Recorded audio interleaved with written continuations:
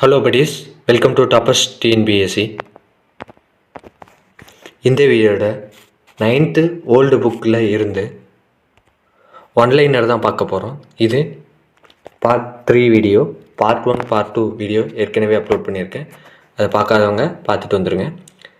உமர்கயம் பாடல்கள் அப்படிங்கிற பாடத்திலிருந்து பார்க்கலாம். 1. உமர்கயம் பாடல்கள் தொகுப்பின் ஆசிரியர் கவிமணி தேசிய விநாயகனார். 2. இன்மை மறுமை பற்றி டேஸ் என்னும் பெயரில் உமர்கயம் எழுதியுள்ளார் அப்படின்னு பார்த்தோம்னா ரூபாயத் என்னும் பெயரில் எழுதியுள்ளார். 3. கவிமணி பிறந்த ஊர் கன்னியாகுமரி மாவட்டத்தில் உள்ள தேரூர். கவிமணி பிறந்த ஊர் கன்னியாகுமரி மாவட்டத்தில் உள்ள தேரூர். 4. கவிமணியின் பெற்றோர் சிவதானு ஆதிலட்சுமி அம்மையார். கவிமணியின் பெற்றோர் சிவதானு ஆதிலட்சுமி அம்மையார். 5. உமர்கயம் பாடல்களை தமிழில் மொழிபெயர்த்தவர் கவிமணி தேசிக விநாயகனார். உமர்கயம் பாடல்களை தமிழில் மொழிபெயர்த்தவர் கவிமணி தேசிக விநாயகனார்.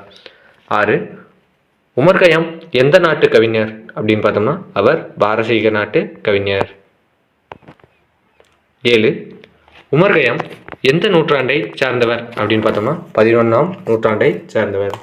8. உமர்கயம் இயற்பெயர் என்னன்னு பார்த்தோம்னா கியாசுதீன் அபுல்பாத் உமர்கயாம். கியாசுதீன் அபுல்பாத் உமர்கயாம். 9. கவிமணியின் காலம் 1876 முதல் 1954 வரை. கவிமணி இயற்றிய நூல்கள் மலரும் மாலையம், மருமக்கள் வழி மான்மியம், குழந்தை செல்வம், ஆசிய ஜோதி. அடுத்ததா 12. உமர்கயம் பாடலில் உள்ள பாடல்களின் எண்ணிக்கை 115. 13. அன்பு செய்யின் அயலாரும் அண்டி நெருங்கும் உறவினராம். அன்பு செய்யின் அயலாரும் அண்டி நெருங்கும் உறவினராம். 14. துன்ப நோயை நீக்கிடுமேல் டேஸ் அமுதாகும், நஞ்சும் அமுதாகும். 15. ஏழையாகி எளியவரின் டேஸ் ஆக வேண்டுமா, எளியன் ஆக வேண்டுமா. 16. யாரும் சிறியர் யான் பெரியன் எதிலும் சிறந்தது என்னலாமாம். இப்பாடலை பாடியவர் கவிமணி தேசிக விநாயகனார். 16, 17 அதே தான் கொடுத்துருக்காங்க. ஆனால் இப்பாடலில் இடம்பெற்றுள்ள நூல்னு சொல்லி கொடுத்துருக்காங்க. அது உமர்கயம் பாடல். 18. கவிமணி எத்துறையில் புலமை பெற்றவர் அப்படின்னு பார்த்தோம்னா கணிதம், வானவியல். அடுத்தது பொருள் 19 கொடுத்துருக்காங்க. ஆழி அப்படின்னா கடல், பகர்வது அப்படின்னா சொல்வது, அகன்று அப்படின்னா விலகி,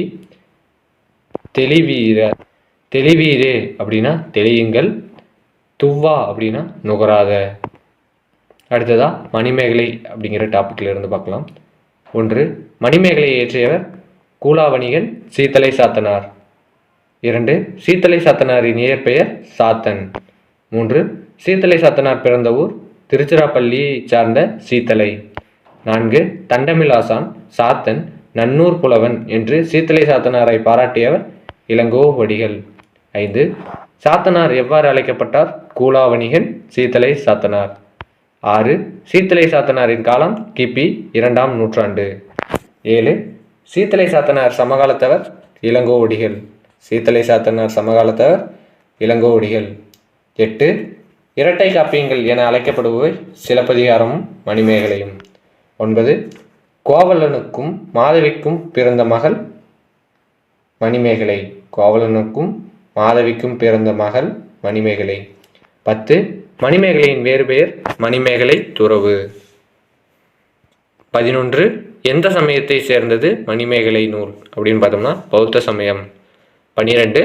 மணிமேகலையில் உள்ள காதைகளின் எண்ணிக்கை 30 காதைகள் மணிமேகலையில் இருக்கு. 13. மறுபிறப்பு உணர்ந்தவளாக குறிப்பிடப்படுபவள் மணிமேகலை. 14. மணிமேகலை ஆபுத்திரன் நாடு அடைந்த காதை எத்தனையாவது காதையாக உள்ளது? 24வது காதை. மணிமேகலையில் ஆபுத்திரன் நாடு அடைந்த காதை எத்தனையாவது காதையாக உள்ளது? 24வது காதை. மணிமேகலை 15. மணிமேகலை யாருடைய உதவியால் அமுத சுரப்பி பெறுகிறாள் அப்படின்னு பார்த்தோம்னா தீவ திலகை. 16. மணிமேகலைக்கு உதவிய தெய்வம் மணிமேகலா தெய்வம். 17.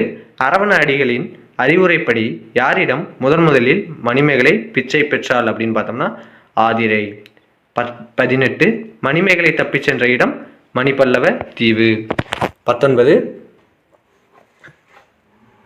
உலகில் பிறந்தோர் அனைவரும் மூப்பினாலும் பிணியினாலும் ஒரு நாள் இறந்து போவார் என்று இயற்கையே என்று கூறியவர் அரவண அடிகள். உலகில் பிறந்தோர் அனைவரும் மூப்பினாலும் பிணியினாலும் ஒரு நாள் இறந்து போவார் என்றுங்கிறதுக்கு பதிலாக என்பது இயற்கையே அப்படின்னு மாற்றிக்கங்க. அவ்வாறு கூறியவர் அரவண அடிகள். 20 மணிமேகலையை மனம் புரிய விரும்பியவன் உதயகுமாரன்.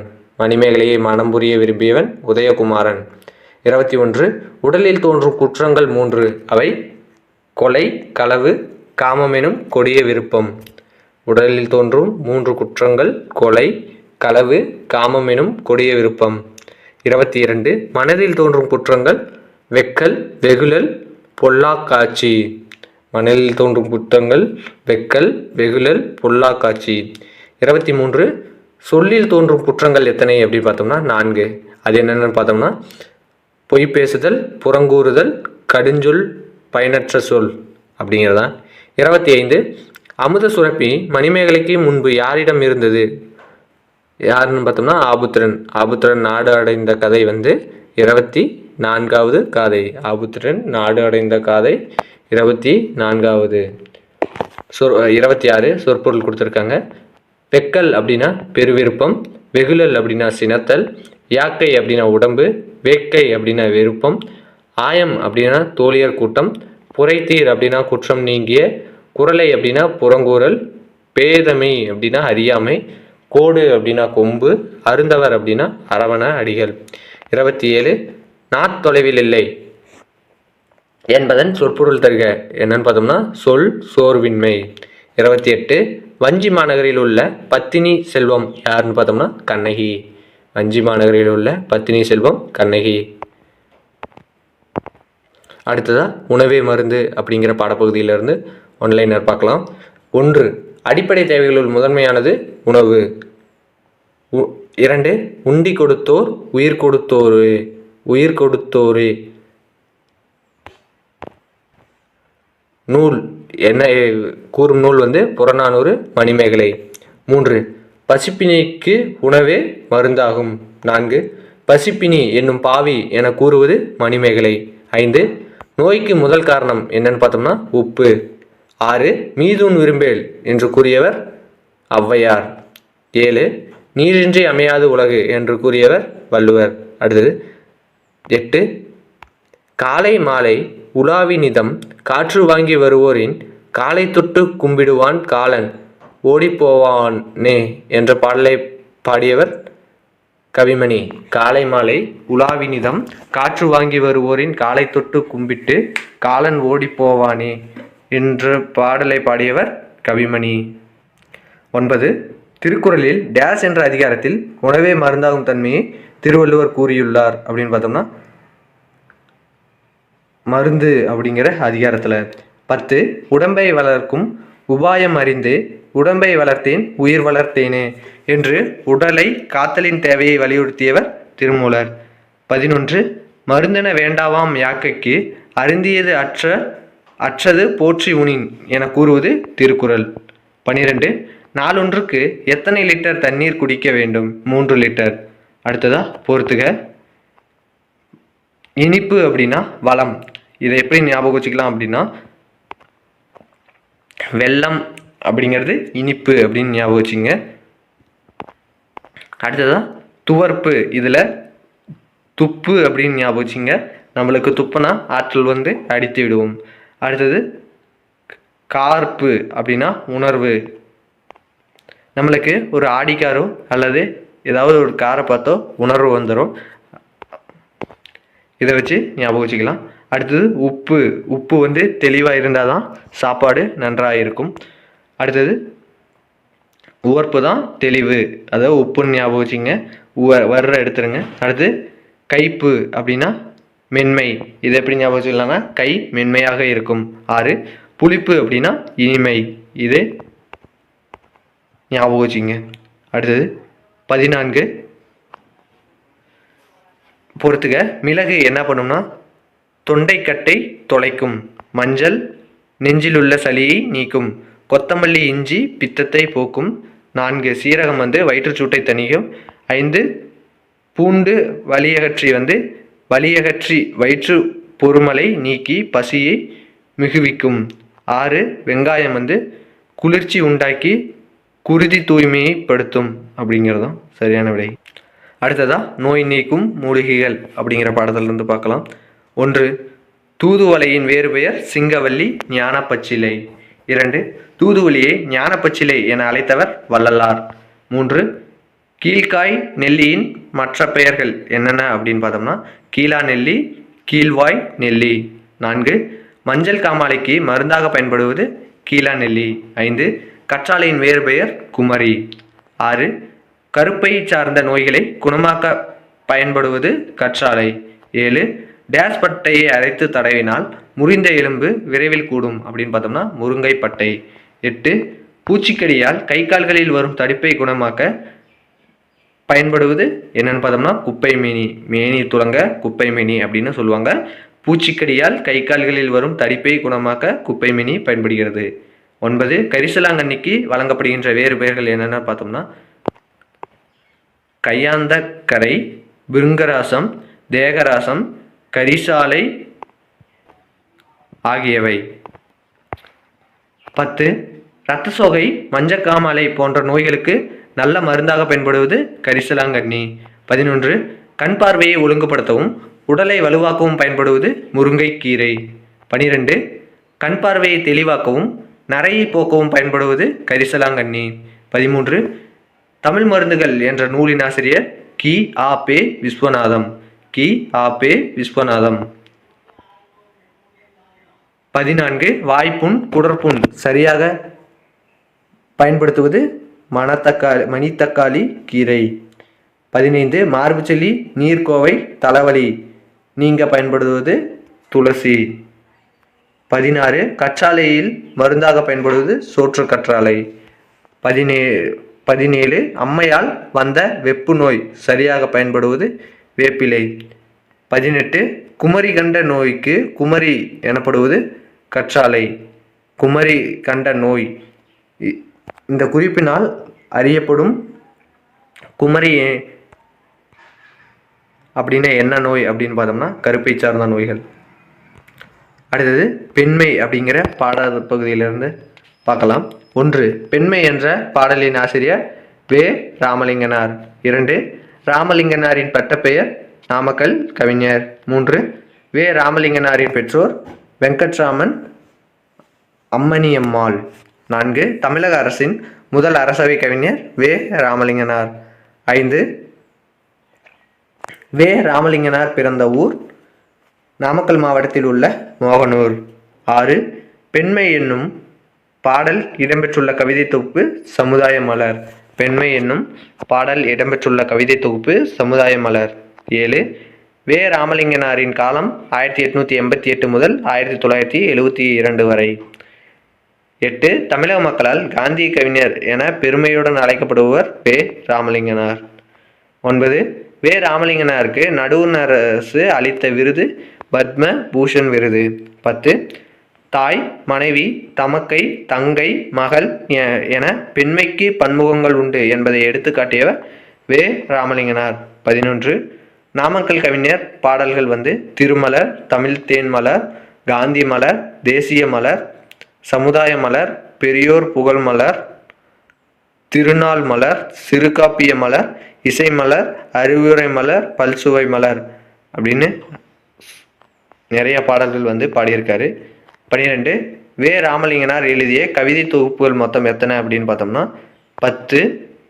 அடுத்தது வே. நாமக்கல் கவிஞரோட படைப்புகள் கொடுத்துருக்காங்க. இவர் இசை நாவல்கள் 3 எடுத்திருக்காரு. கட்டுரை 12 எழுதியிருக்காரு. தன் வரலாறு 3 எழுதியிருக்காரு. புதினம் 5 எழுதியிருக்காரு. இலக்கிய திறனாய்வுகள் அப்படின்னு பார்த்தோம்னா 7. கவிதை தொகுப்புகள் அப்படின்னு பார்த்தோம்னா 10. சிறுங்காப்பியங்கள் 5, மொழிபெயர்ப்புகள் 4. சிறுங்காப்பியங்கள் 5 எழுதியிருக்காரு, ஞாபகம் வச்சுங்க. அடுத்ததா தில்லையடி வள்ளியம்மை அப்படிங்கிற பாடப்பகுதியிலிருந்து பார்க்கலாம். 1. தில்லையடி வள்ளியம்மை பிறந்த ஆண்டு 1898. 2. தில்லையடி வள்ளியம்மை பிறந்த ஊர் ஜோஹன்ஸ்பர்க் அப்படிங்கிற ஊரில் பிறந்திருக்காங்க, தென்னாப்பிரிக்கா. 3. தில்லையடி வள்ளியம்மை எங்கு கைது செய்யப்பட்டார்? அது வால்க்ரெஸ்ட் அப்படிங்கிற இடத்துல கைது செய்யப்பட்டிருக்காங்க. 4. தில்லையடி வள்ளியம்மை வால்க்ரெஸ்ட் என்னும் இடத்தில் எந்த ஆண்டு கைது செய்யப்பட்டார் அப்படின்னு பார்த்தோம்னா 1913 டிசம்பர் 23. 5. தில்லையடி வள்ளியம்மையின் பெற்றோர் முனுசாமி மங்கலம் அப்படின்னு சொல்லிட்டு. 6.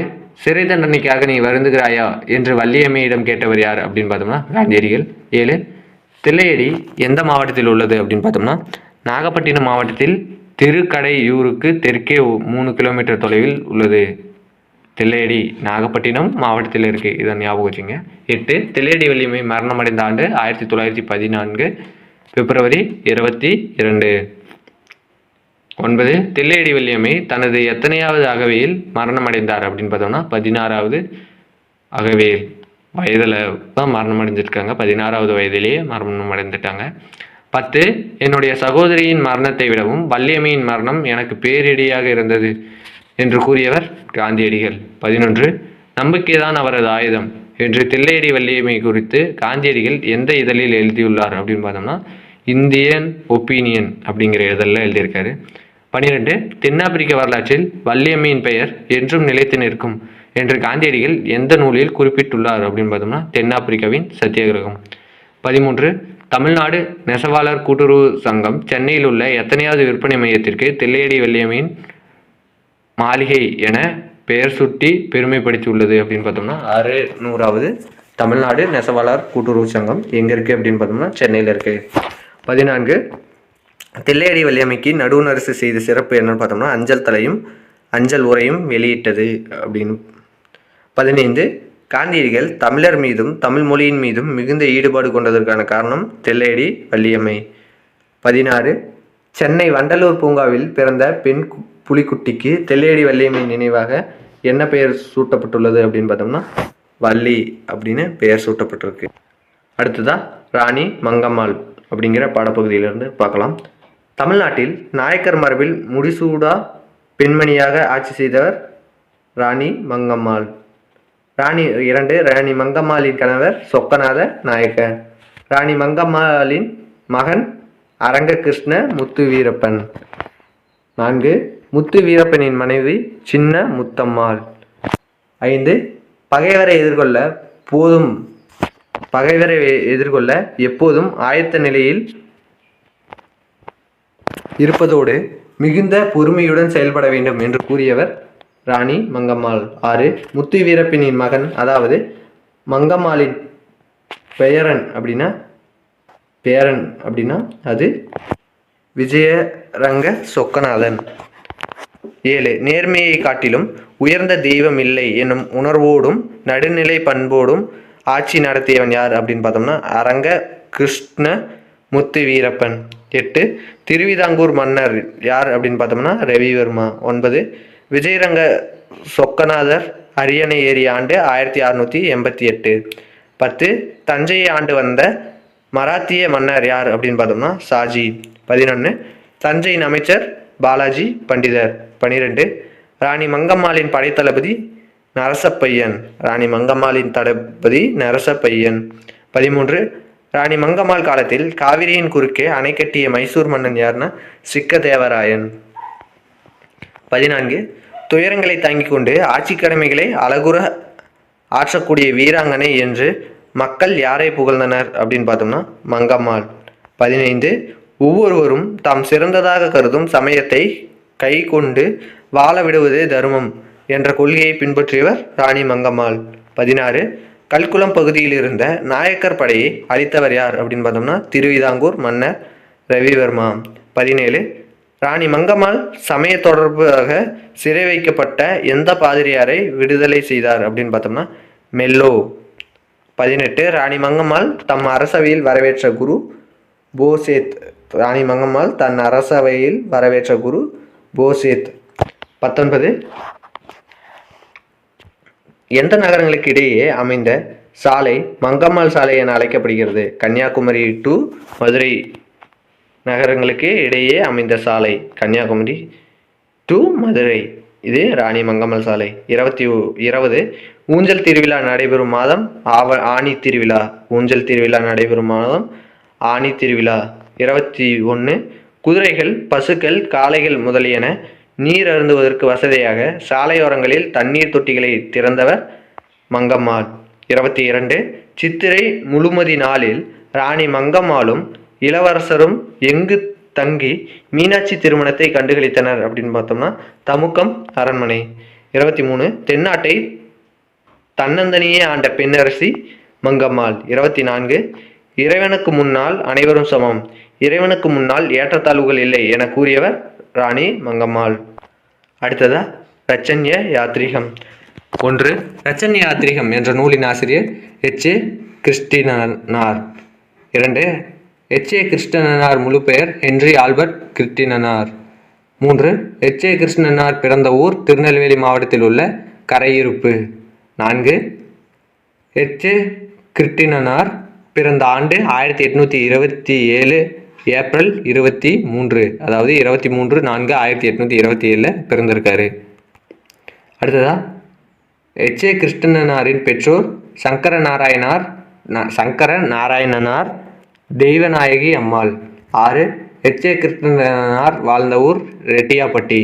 7 எச்.ஏ. கிருஷ்ணனார் வடமொழி யாரிடம் கற்றார் அப்படின்னு பார்த்தோம்னா பிலவன சோதிடரிடம் கற்றார். இங்கே வடமொழிங்கிறது சமஸ்கிருதத்தை குறிக்கிறது. 8 எச்.ஏ. கிருஷ்ணனாருக்கு இலக்கணம் கற்றுத்தந்தவர் மாணிக்கவாசக தேவர். 9 எச்.ஏ. கிருஷ்ணனாருக்கு தமிழ் இலக்கியம் கற்றுத்தந்தவர் சங்கர நாராயணர். 10 இயேசு குடும்பம் ஏரோது இறப்பிற்கு பின் எங்கு குடியேறினர் அப்படின்னு பார்த்தோம்னா இஸ்ரேலுக்கு அருகே உள்ள நாசரேத். 11 கிறித்துவ கம்பர் என புகழ பெற்ற பெருங்கவிஞர் எச்.ஏ. கிருட்டிணனார். 12 இயேசுவின் சீடர்களின் எண்ணிக்கை என்ன அப்படின்னு பார்த்தோம்னா 12 தான். 13 இயேசுவிற்கு மரண தண்டனை விதித்தவர் பிலாத்து மன்னன். 14 எச்.ஏ. கிருட்டிணனார் எழுதிய பிற நூல்கள் ரச்சன்ய குரல், ரச்சன்ய சமய நிர்ணயம், ரச்சன்ய மனோகரம். 15 எச்.ஏ. கிருட்டிணனார் இயற்கை எய்திய ஆண்டு 1900 பிப்ரவரி 3. 16 இயேசு யாரிடம் திருமுழுக்கு பெற்றார் அப்படின்னு பார்த்தோம்னா யூதேய காட்டிலிருந்த புனித யோவான். 17 ஆன்ம ஈடேற்றத்தை விரும்பும் நூல் ரச்சன்ய யாத்ரீகம். 18 இயேசு தன் சீடருக்கு வழங்கிய கட்டளைகளின் எண்ணிக்கை 10. 19 பில்கிரிம்ஸ் புரோகிரஸ் என்ற நூலின் ஆசிரியர் ஜான் பன்யன். 20 இயேசுவை காட்டி கொடுத்த சீடர் யூதாசு. 21 எந்த நூலை வழிநூலாக கொண்டு தமிழில் ரச்சன்ய யாத்ரீகம் என்ற நூல் இயற்றப்பட்டது? Pilgrims progress. 22 ரச்சன்ய யாத்ரீகம் என்பதன் பொருள் இறைவனை நோக்கி செல்லும் பயணம். ரச்சன்ய யாத்ரீகம் என்பதன் பொருள் இறைவனை நோக்கி செல்லும் பயணம். 23 ரச்சன்ய யாத்ரீகம் என்பதன் பொருள் ஆன்ம ஈடேற்றத்தை விரும்புபவர். ரச்சன்ய யாத்ரீகம் என்பதன் பொருள் இறைவனை நோக்கி செல்லும் பயணம். ராச்சன்ய யாத்ரீகம் என்பதன் மற்றொரு பொருள் தான் ஆன்ம ஈடேற்றத்தை விரும்புபவர். 24 குன்றாத நசரேயன் யூதருக்கு குலவேந்தன் என்னும் ஏளன மொழிகளை சிலுவையில் எழுதியவர்கள் யூதர்கள். குன்றாத நசரேயன் யூதருக்கு குலவேந்தன் என்னும் ஏளன மொழிகளை சிலுவையில் எழுதியவர்கள் யூதர்கள். 25 இயேசு பெருமான் பிறந்த ஊர் பெத்தலேகம்.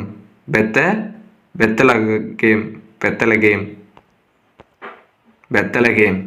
26 இயேசு பெருமான் அன்னையின் பெயர் மரியன்னை. 27 என் தந்தையே, இவர்கள் தாங்கள் செய்வது இன்னதென அறியாமல் செய்கிறார்கள், இவர் தம் பிழையை மன்னித்தருள்வீராக என்று வேண்டியவர் இயேசு பெருமான். என் தந்தையே, இவர்கள் தாங்கள் செய்வது இன்னதென அறியாமல் செய்கிறவர்கள், இவர் தம் பிழையை மன்னித்தருள்வீராக என்று வேண்டியவர் இயேசு பெருமான். 28 இயேசு பெருமானின் தந்தை யார் அப்படின்னு பார்த்தோம்னா ஜோசப். 29 குழந்தை இயேசுவை யாரிடம் கொடுமையிலிருந்து காப்பாற்ற தந்தை யோசேப் எகிப்து சென்றார் அப்படின்னு பார்த்தோம்னா ஏரோது மன்னர். 30 இயேசு பெருமானுக்கு மரண தண்டனை வழங்க காரணம் யூதேய மரபுகளை மீறியதற்காக. 31 சொற்பொருள் கொடுத்துருக்காங்க. குருசு அப்படின்னா சிலுவை, தொழும்பர் அப்படின்னா அடியார்.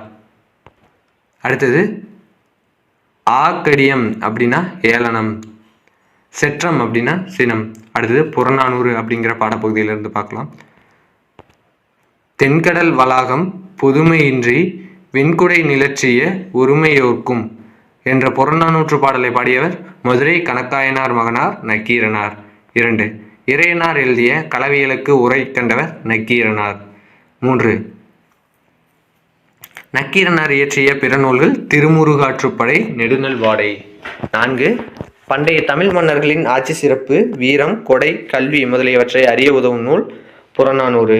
5 புறநானூற்றின் சில பாடல்கள் ஆங்கிலத்தில் மொழிபெயர்த்தவர் ஜியு போப். 6 கொடுக்கல. 7 புறநானூறு எதன் கீழ் உள்ள நூல் அப்படின்னு பார்த்தோம்னா 8 தொகை நூல். 8 செல்வத்து பயனே ஈதல் இப்பாடல் வரி இடம்பெற்றுள்ள நூல் புறநானூறு. புறநானூறை பிரித்தல்னா புறம் கூட்டல் 4 கூட்டல் 100. அடுத்தது சொற்பொருள் தருக 9 கொடுத்துருக்காங்க. நாளி அப்படின்னா அளவு பெயர், மா அப்படின்னா விலங்கு, தப்புனா அப்படின்னா இலக்க, நடுநாள் யாமம் அப்படின்னா நள்ளிரவு, துய்ப்போம் அப்படின்னா நுகர்வோம், நிலற்றிய அப்படின்னா நிழல் செய்த, துஞ்சான் அப்படின்னா துயிலான்.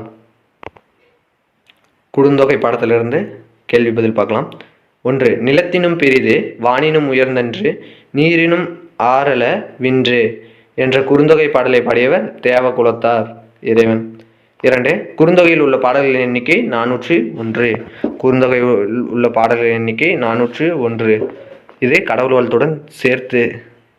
குறுந்தொகை பாடப்பட்டுள்ள கடவுள் முருகன். குறுந்தொகையின் அடிவரையறை 4 முதல் 8 வரை. 5 குறுந்தொகையை தொகுத்தவர் பூரிக்கோ. 6 குறுந்தொகைக்கு கடவுள் வாழ்த்து பாடியவர் பாரதம் பாடிய பெருந்தேவனார். 7 குறுந்தொகை எதன் கீழ் வரும் நூல்? 8 தொகை நூல். 8 குறுந்தொகை எப்பொருள் பற்றிய நூல்களின் தொகுப்பு, அகப்பொருள் பற்றிய நூல்களின் தொகுப்பு. 9 கருங்கோல் அப்படின்னா கருமை நிறமுடைய கொம்பு, உயர்ந்தன்று அப்படின்னா உயர்ந்தது.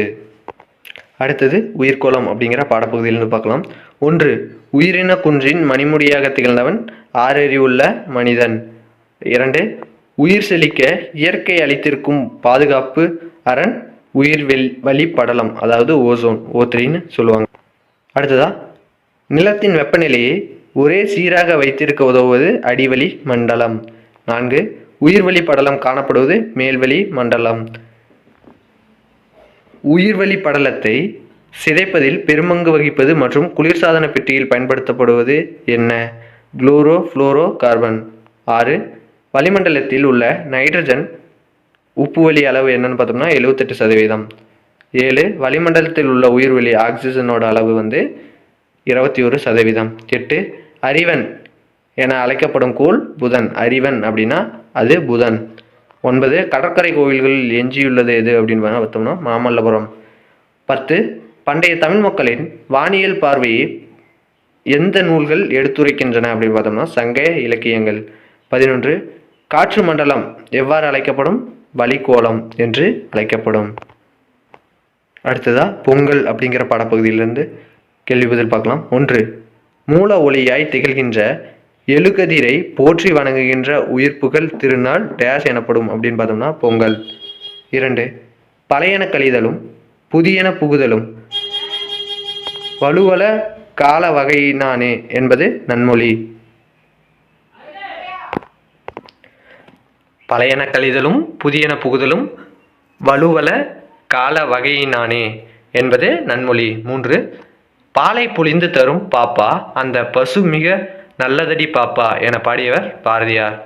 4 வயலில் உழுது வரும் மாடு டேஸ் இதை ஆதரிக்க வேணுமடி பாப்பா என பாடியவர் பாரதியார். 5 ஜல்லிக்கட்டு மஞ்சு விரட்டு என்பதை பண்டைய தமிழன் என்னவென்று அழைத்தனர் அப்படின்னு பார்த்தோம்னா ஏறுதழுவுதல். 6 பொங்கலுக்கு 3ஆம் நாள் கொண்டாடுவது காணும் பொங்கல். 7 ஆந்திரா, கர்நாடகா ஆகிய மாநிலங்களில் பொங்கல் எவ்வாறு அழைக்கப்படுகிறது அப்படின்னு பார்த்தோம்னா மகா சங்கராந்தி. அறுவடை திருநாள் எந்தெந்த நாடுகளில் கொண்டாடப்படுகிறது? Japan, Java. 9 தமிழகம் மட்டுமின்றி வேறு எந்தெந்த நாடுகளில் பொங்கல் கொண்டாடப்படுகிறது அப்படின்னு பார்த்தோம்னா இலங்கை, மலேசியா, மொரீஷியஸ், இங்கிலாந்து, அமெரிக்கா ஆகிய நாடுகளில் கொண்டாடப்படுகிறது. இதோட 9th ஓல்டு புக் கம்ப்ளீட்டாக முடியுது. இந்த வீடியோ பிடிச்சிருந்தா லைக் பண்ணுங்கள், ஷேர் பண்ணுங்கள், சப்ஸ்கிரைப் பண்ணுங்கள். நன்றி.